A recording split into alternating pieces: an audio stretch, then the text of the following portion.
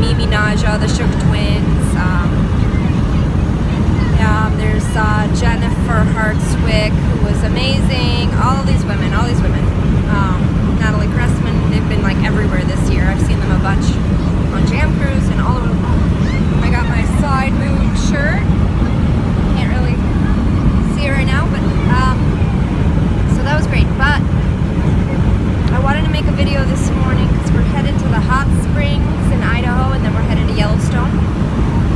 But we've been going to all these festivals, and a lot of time I've gotten comments from a lot of people about how my children are, and how they are really respectful and present and curious, and they speak like grown-ups, they speak like adults, they're very respectful and also playful, of course, and free. And so I just wanted to do a little parenting thing. I hate parenting things because it's like everybody's freaking different, you know? Like, who am I to tell anybody how to raise their kids? But enough people have asked that maybe it's helpful. So if it's helpful, take it. And if it's not, and if it doesn't suit you, then leave it alone, you know? But in my personal learning journey with my kids, what I found to be really effective, and not just with kids, but with people and friends and family, is a very calculated approach of love plus discipline. A lot of firm boundaries and a lot of love. But let's redefine discipline for a minute, because there's all kinds of definitions. There's the spiritual practice definition of discipline, which is kind of closer to what I'm talking about. Not discipline like, oh, spank your kids. There's that definition. There's all kinds of definitions.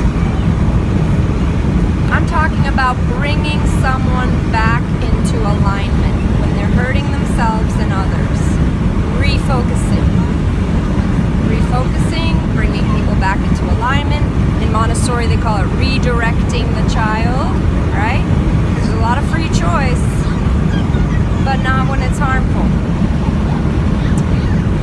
So I woke up this morning also thinking a lot about my concerns about this whole free-range parenting thing. And when I have seen it actually applied, the only time, I'm being honest when I say the only people that I have seen where they claim to be using this free-range parenting, my experience of it is that the kid's a little tyrant, sociopath, that has no concern or compassion for anyone around them, anyone's boundaries. They're just doing whatever they want. And I'm sure people see our bus and it says Wolf Children Life, right? And they probably think that I'm like all about free-range parenting. No. Well, maybe, I don't know the definition of what it's supposed to be, but the people that I've seen use it, they have no boundaries with their kids, and they're letting their kids do whatever they want. I had a lot of experience with that just over this summer, where I saw this kid berating his mom so disrespectfully, like little 5-year-old, screaming at her, saying, I didn't want to go to these porta potties at this amazing festival you took me to.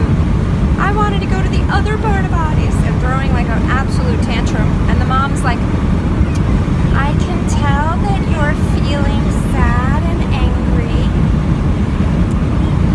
Is that what you're feeling? And I was just like, damn, I wish that kid was with me for like a few weeks.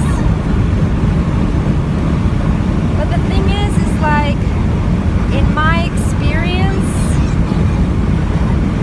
a lot of these parents that let their kids do whatever they want and call it free-range parenting, they start to build a lot of resentment and contempt. See if this maybe resonates with how you're feeling about maybe that friend that you have, right?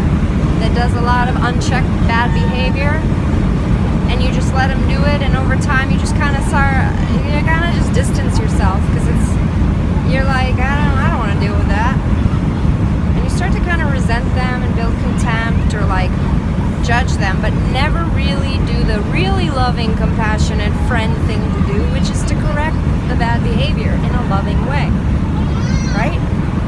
Because that's love, that's compassion. And I've had some amazing teachers who have taught me that compassion is correction. So that balance of genuine love, because that genuine love starts to kind of dissipate when your kid's just a little shit to you all the time and you're just letting them figure it out, right? That's not wolf children life. We talk about compassion. I'm constantly correcting and redirecting and focusing them, and they do it to me too. I have my own kids. They tell me all the time. They're like, Mama, that wasn't very compassionate, Mama. You know, when I'm like going off about something. They're good at that. They're helping me they refocus me, redirect me, ripping off layers of ego that we all fall into, right? That's compassion, that's love. And then, because we do that to each other, then the genuine love is there. But when you have no example and no model of genuine love because your parents are kind of fed up with you being a little tyrant and they're scared of you, and no boundaries that you're starving for, that's like a recipe for a fucking sociopath. That's a recipe for a sociopath. So that is why that technique worries me a little bit, or at least what people that I have experienced calling it that. Right? So yeah, compassion can take two forms. The Buddha talked about this. Shoju, which is love, compassion. And then there's shokabuku, which is like a spiritual kick to the head. And that is another form of compassion. But that is like correction compassion. Okay? And the thing is like, it's like that story of the skilled physician, and he had 10 sons. And he came home and they were all deranged. So he presents this medicine to his 10 children. And 5 of them take it right away. Love, compassion. They take it right away. But the other 5 don't. And they continue to be deranged and they disrespect their father and they don't take the medicine. So the father's like, what do I do? So then he basically does the shokabuku approach. He shocks them into awakening. He leaves the medicine and he says, don't worry that this medicine doesn't cure you, but please take it. They still ignore him. And he goes, I must leave now. And he leaves. Completely bounces. Then he sends word that he is dead. He sends word that he is dead, and it shocks them into awakening, shokabuku. And then they're like, what was that last thing he said before he left, before he died? Shit, he told us to take that medicine. We better take it. And they took it, and it helped heal them, and then the father came back. So anyway, people have asked me about my technique with my little wolf children, because they are really good, loving kids. They all have their own shit too, but we correct it, right? And that's our approach. Love and discipline. Love and boundaries. Lots of love. Lots and lots and lots of love and attention and time. And like listening to them. Reading to them. Reading to them is so amazing. They read so much, these kids. They really do. And then we talk about what we read. We read books together. They read books separately. And we like find the lesson, meaning of the lesson. So lots and lots of love, love, love, love, but also a lot of firm correction. I don't put up with no shit. If I ask them to do something, you should see me. And I ask them lovingly. The 3rd time, I'm like, Zoe, you know better. What are you doing? Get out. And like, I yell at them. Yelling at them, anger. I just read this morning in this great book. Anger is used to protect the gorillas. The gorillas, it was like talking about gorillas and how they use anger. Anger is used when they're trying to warn their tribe of danger. They're trying to protect, right?